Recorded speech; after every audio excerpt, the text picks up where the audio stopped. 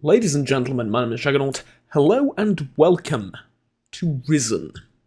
Risen is, as the title says, the greatest RPG I've never played. And, well, it's a bold statement to make considering I'm in the intro of the game. I did watch a few reviews about it. I did play it a little bit off camera, as you can see, but tell you what, I'm confident in saying this. This game is pretty much the best RPG that I've never played. Now, why have I not played Risen? Well, for me, it came at a ever so slightly weird time where I wasn't so much into RPGs. Okay, there we go, we got rid of it.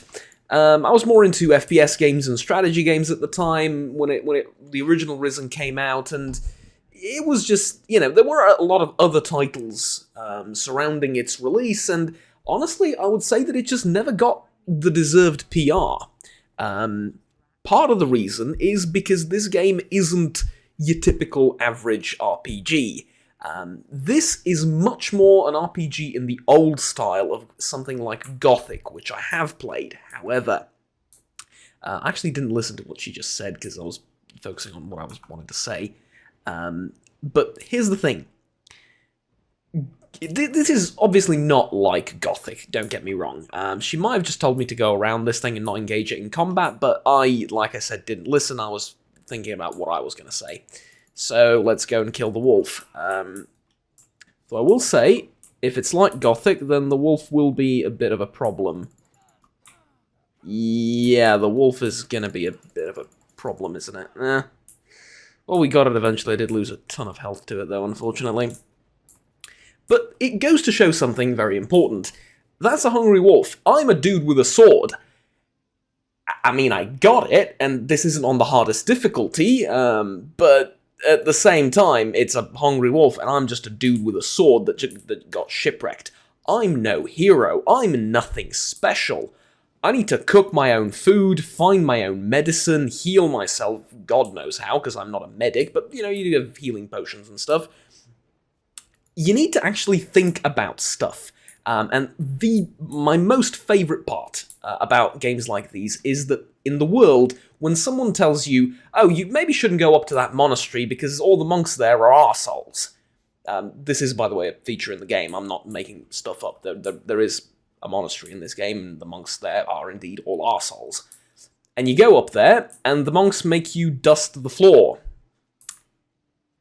And they give you vague instructions as to where the dust is. And you spend around 40 minutes trying to find all the dust to mop the floors. And when you do it, it gives you a measly reward of, I don't know, something. And then you're like, oh, well, this is a stupid quest. It's ill-designed, and I don't like it, I hate it. No, you don't. No, you were told that they're arseholes. You were told that you wouldn't get a good reward, or at least it was implied. And at the end of the day, that's exactly what happened, and now you're complaining that it happened. The game told you. It's stuff like that. It's also the fact that there is no enemy leveling. If I'm level 1 and that wolf up there is level 10, and my god, it looks mean, I don't know what level it is, doesn't even matter. If I come back here in 5 hours, that wolf isn't magically going to transform into a T-Rex or something, or it isn't going to have the health equivalent of. It's still going to stay the same wolf. This means that, yes, some enemies at some point in the game become trivially easy and you ignore them, but that's not bad for a world. That's called progression. Recently I've played something like, and I'm kind of delaying fighting that thing because I know they're tough and I'm not the greatest at this game, and, well, I still have a little bit to learn in terms of combat, and yeah, blocking the wolf's attacks isn't necessarily the easiest thing either, in that I can't actually do it. The birds I fought up until now, I could block their attacks and take 0 damage, but this thing, it just makes sense that, yeah, just parrying it with the sword isn't necessarily going to be the most effective way of blocking its attack until I get a shield or something, I'm assuming. I can't break the barrels. Okay, I actually like that. It means there's less micromanaging and stuff for me to do. But there is a cave in here.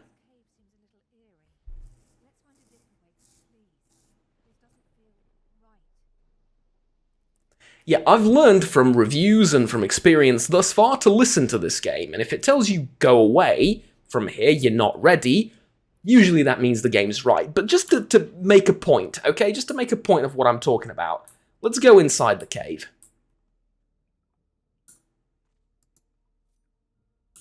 Holy hell. Well, I mean, there's a rusty sword and some lockpicks, so I'm glad I went in here. There's a healing herb and iron ore, which I can mine. Oh, and by the way, I didn't talk about this, but yes, you can jump, and there's so many different gameplay mechanics. Magic, crafting, weapons, healing. Actually, if I can go over into... Whoops. Go over here. You can see different combat styles. Rune magic, sneak, acrobatics, pickpocket, and lockpicks for thievery. Different types of protection. Different stats for your character, levels, armor slots galore, etc., etc. A whole heap of items, as you can see, which I've picked up here. And let's actually compare these. So it's blade damage 12 versus 10. Okay, so this is better. I would like to craft these into, these healing plants and herbs into something in great demand as a ingredient in alchemy. The descriptions as well are awesome. By the way, I liked Gothic, right? Gothic was the original Gothic I played. I haven't played Gothic 2 or 3, but I liked the original Gothic. It was, again, one of these hardcore type RPGs where you don't just mow through countless enemies leveling up, where you do actually have to think about stuff. And I'm going to save here again because I can go back.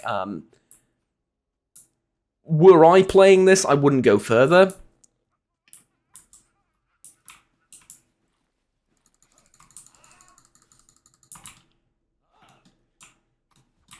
Probably because there's gnomes and they're probably gonna murderize me. Oh god. Okay, I actually killed them, wow. I did not expect myself to be able to do that, not because of my character, but mostly because of my personal lack of skill. Okay, lovely. And we got some stuff for our trouble. Okay, now I think... Or rather, about now, I'm gonna start backing off, because I really don't think this is the place for me, and the earth is shaking. Why is the earth shaking? Maybe a better question, what's shaking the earth? Oh dear Lord in heaven. Alright, well, there you go. The game told you to back off because it's difficult over here, and I didn't listen, and I got my reward, but I also nearly got my ass handed to me. Fair enough. Also, health doesn't automatically regenerate, just like in Gothic. Now, I keep bringing up these comparisons because it's kind of the most similar game I've played in style and difficulty in sort of in that sense. But it is a different setting. The enemies are different. The mechanics are different. There's, you know, it's not like a copy or clone of Gothic by any stretch of the imagination. However, I feel like they do have enough similarities where drawing a comparison is adequate. But there are also some shortcomings of Gothic in its presentation of narratives. It's some of its mechanics not being explained clearly enough, some of its user interface being a little bit dodgy occasionally, some of the movement and combat were, well, it was mostly fine, but a little bit... You know, it took some getting used to and wasn't as intuitive as this. This feels like a slightly more up-to-date and modernized and polished version of an old Gothic game. And modernized in the good sense. It doesn't seem dumbed down at all, it just seems, well, good. Okay, so let's see if I can't use this. Yeah, I can't, there we go. Now, I don't suppose I can... start crafting just out of my arsehole. That wouldn't make much sense, if you pardon the language. Maybe you can... No, never mind. Just tell you to wait here and avoid danger, I suppose, but... So, blade damage 12 is the best I can find, and I do have bolts, but I do not have a crossbow, unfortunately. Okay, let's go over to alchemy, and I think I'm just gonna have to eat these roots as is to heal myself, because, well, I can't craft potions, unfortunately, though I really would like to. And let's keep going. Like I said, I wouldn't be doing this, but I'm trying to make a point that the game isn't just being silly when it tells you, don't go over here, it's gonna be difficult. Okay, level up, experience plus 50, okay.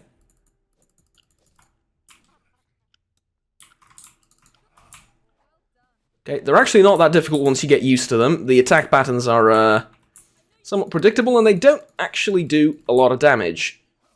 Ah, well, I say that as I keep getting owned, but they're not that predictable, and the enemies are actually good at dodging, and it's a bit harder than it looks, because there is a certain commitment, I would say, in combat, and by that I mean, if you go in for a swing, you can't exactly dodge. It slows you down. It takes time before you can get up and parry. It's tactical, but it's intuitive.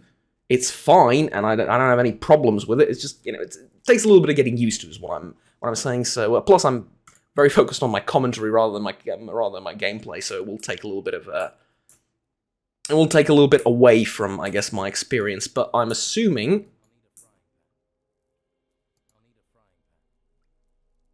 Sorry, what? I need to increase the volume. Oh, I need a frying pan. Okay. I thought he said I need a fire, and I was like, well, mate, it's there. No, he needs a frying pan. Okay. Did I pick everything up from these guys? Yes, I did. I would have loved to get a frying pan, but unfortunately, not in the cards for us. Up until now, at least. And this is, I'm assuming, the way out. Indeed it is. And alternatively, I'm going to guess... Well, actually, let me just check. I've leveled up. I can't put anything into my stats, right? No, doesn't look like it. Okay. I'm assuming this is where I would have ended up had I taken the less dangerous route.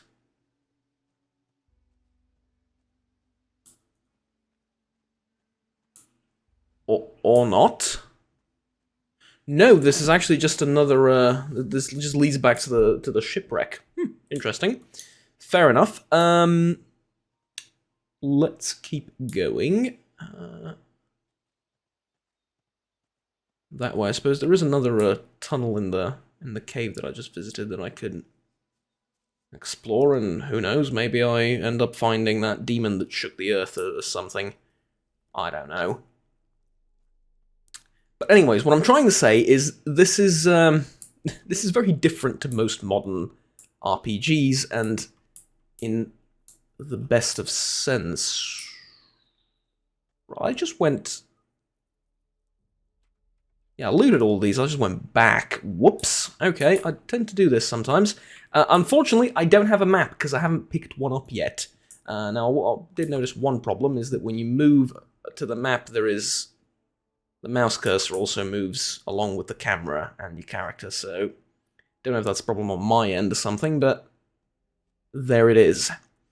But yeah, I mentioned the PR of this game, or rather the lack thereof. I really think it could have done better, because it deserves more. I'll be brutally honest with you. I think I think this game definitely deserves more praise and more love, and the community that it does have seems rather passionate about it, at least from what little I was able to gather before making the video, because honestly, I didn't need much to fall in love with this game. The reason I'm bringing it up right now is because there is a remaster of this happening. Well, it's not much of a remaster, but in that it doesn't change much from the original, but it does graphically update the game, and from what I've heard, there are some changes to the gameplay, but not in the sense of it overhauling and you know, revamping it entirely, rather it's just a little bit more polish and you know, improves the graphical options, resolution, frame rate, etc., etc. Game just looks a little bit nicer and all of that, and that came out, I think, relatively recently, and I wanted to use that opportunity to, well, first try out Risen, because I've heard about it several times, and I've heard about Risen 2 and 3, which, at least according to the Steam reviews, aren't as good, but aren't bad games, just not as good as the original. And then I saw that there is a remaster of this, and I was like, yeah, let's give it a shot. And honestly, I fell in love with it the moment I started reading the reviews about the game. Just, the few sentences of like the premise and the gist of it and the style of gameplay, that was enough to completely entrance me. And as I'm saying this, and as I'm making the video, I realize that this isn't exactly easy to showcase, because here's the thing. It's not the most exciting viewing experience, me going around looking every nook and cranny, but this is how I play new RPGs that I haven't played before. I try to roleplay, I try to sort of immerse myself in the character, but if it's a difficult game, I also try and think what my character would do, knowing that he's not a superhero, that he's just a mortal that got lucky and survived a shipwreck. At least for now, right? Well, I don't want to spoil the story or anything, but yeah, it's called Risen for a reason. You're not going to remain just a lucky dude in some underwear trying to scrape by foraging for mushrooms. There's going to be a little bit more action later down the line, but the overall, I guess, feel of the game kind of stays the same in that, yeah, you're not exactly a superhero, you're not immortal, you're not the chosen one, and yes, a regular wolf can and will kill you. Defend yourself, and pay attention to the world. And, yep. Oh, dear Lord in heaven. There you go. Well, point taken, right?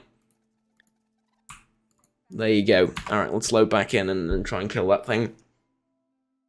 The enemies are also pretty smart, considering that the combat is isn't the fastest, which I think lends itself really well to the style of gameplay and the difficulty coming both from the enemies and from the economy of the game. Again, no regenerating health. Luckily, there isn't a system, well, I guess luckily for you, for your character, there isn't a system where your weapons will break all the time, but I guess you could say that that's also realistic. Okay, there we go. Much better. There is a bit of a stun associated to me, landing blows, especially from some of the more damaging weapons, so I'm gonna attribute that kill to that. But again, like I said, not on the hardest difficulty, so I think there's 3 difficulty levels. This is normal. Easy, normal, and hard, I think you get. I've heard that this game is rather difficult, and I didn't want to challenge myself way too much, considering I haven't played RPGs of this, these sort of old-style RPGs in a while.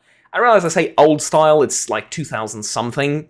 The really, really old-style RPGs weren't 3D. I understand and appreciate that, that's fine. But still, from a modern perspective, they don't make them like this anymore.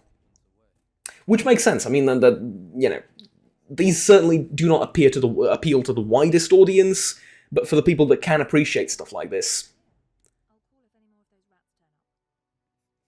for the people that do appreciate this, it is great.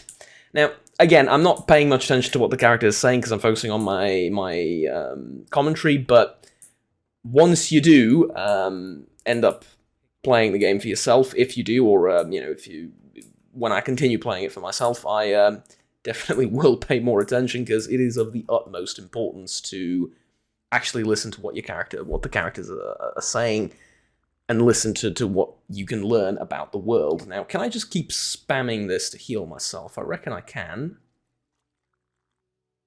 Yes, I can. Okay, lovely. So we're just going to heal ourselves like this, and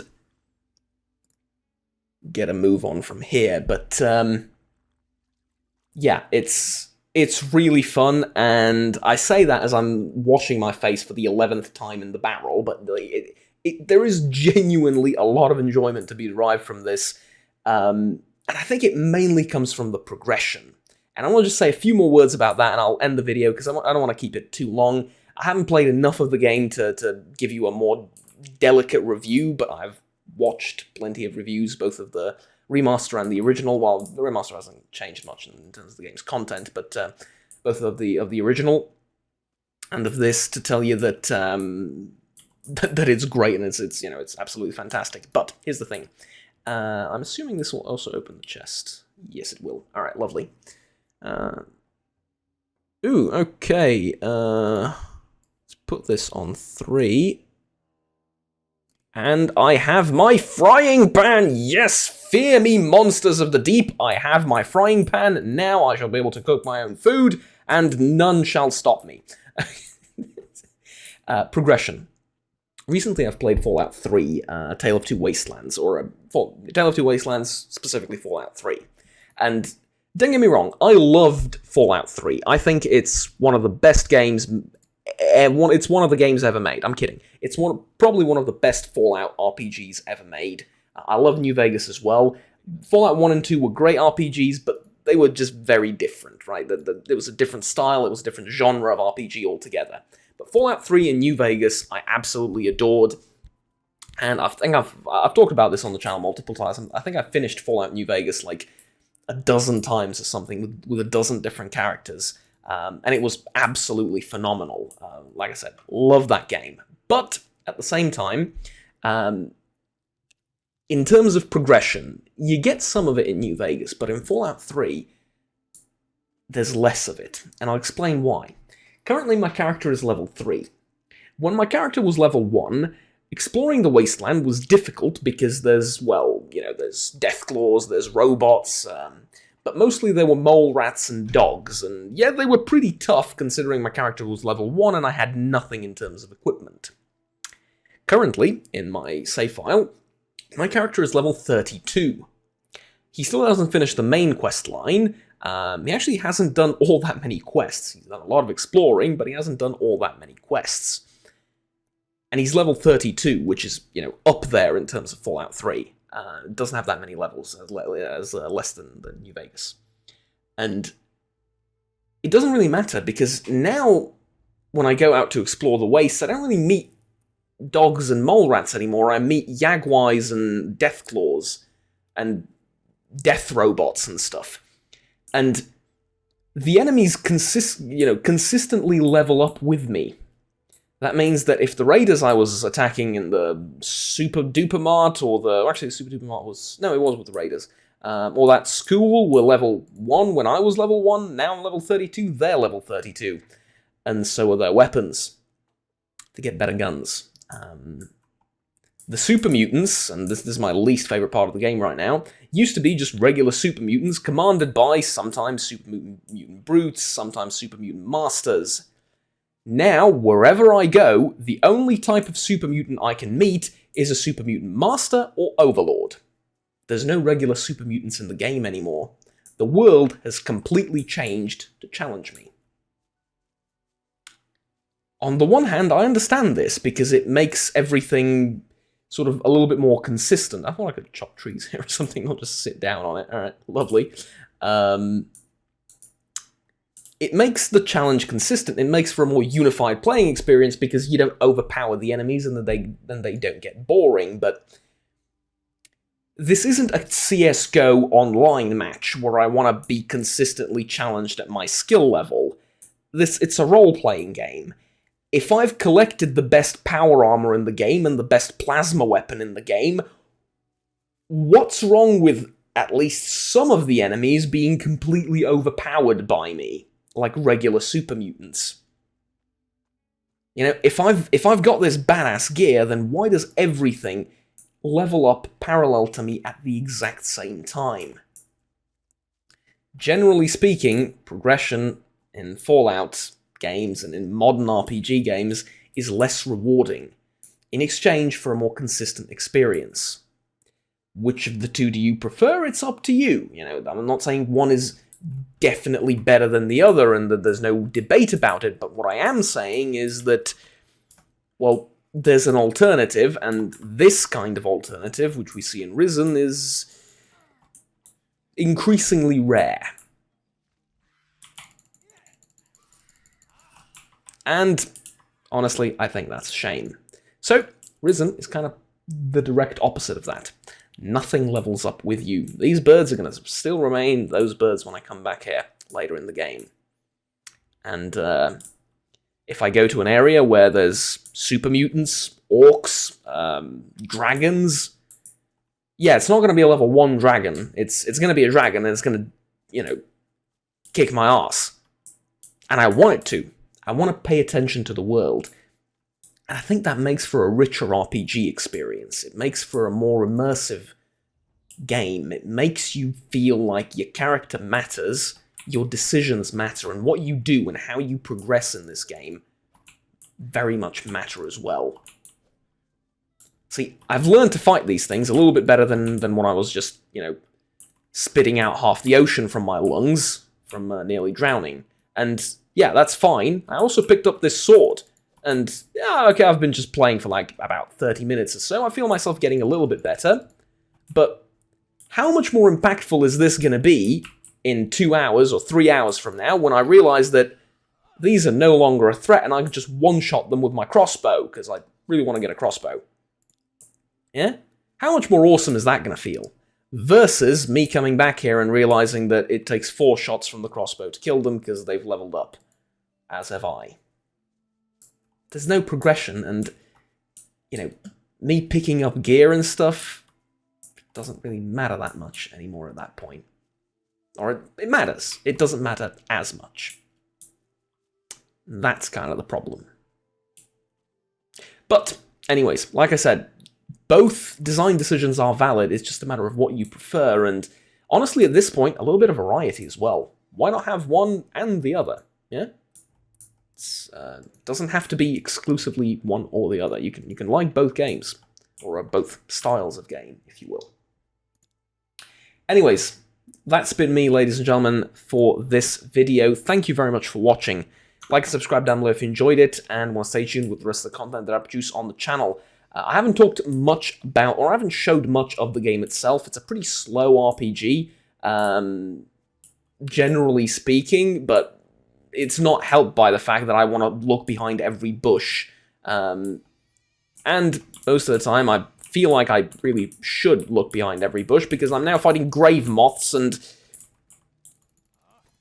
how do I put this? They don't look like the friendliest creatures around. Alright, lovely, there we go. Okay, I'm probably gonna... Okay, I'm not gonna check out this tomb, I'm gonna go back to the campsite and talk to Sarah and see what she has to say, because I'm not really paying attention to what she wants me to do. But yeah, I'll continue playing this in my own time, and I wish you all a lovely day, or a lovely rest of your day, and have fun, as always, take care, and bye-bye. Oh, and I forgot to add, I'm playing this game in 144 Hz on a in 144 FPS capped on a 144 Hz monitor, and it's visually one of the most pleasant experiences I've played in my life. I'm recording it at 60 because YouTube isn't really good with more than 60, so when I'm recording it you can't really see it, but trust me, it's not resource intensive. It's so visually fluid and pleasing. It looks a lot better on my monitor, and it will look a lot better on your system as well than it does on YouTube. YouTube compression with games like this is really dodgy and makes them look a lot worse than they actually are on your screen. So there you go. Bye-bye.